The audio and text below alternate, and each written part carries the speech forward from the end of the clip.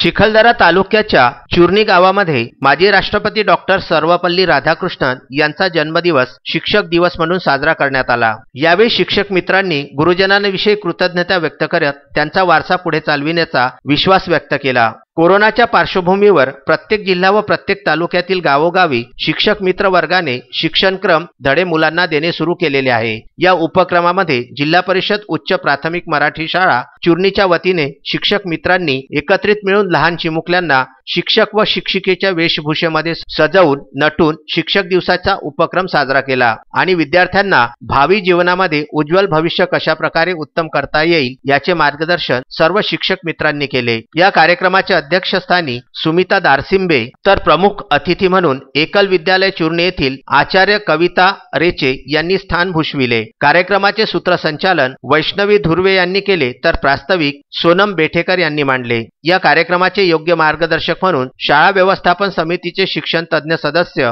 तथा शिक्षक मित्र नागेश धोत्रे यांनी विद्यार्थ्यांना मोलाचे मार्गदर्शन केले। या कार्यक्रमाचे अध्यक्षीय भाषण सरपंच यांनी केले तर आभार प्रदर्शन दुर्गा धोत्रे यांनी केले। या कार्यक्रमाचे शेवट सारे शिकूया पुढे जाऊया अशा नारा लावत या कार्यक्रमाची सांगता करण्यात आली। चिखलदरा तालुक्यातल्या चुरणी येथून मारुती पाटणकर यांचा हा वृत्तांत।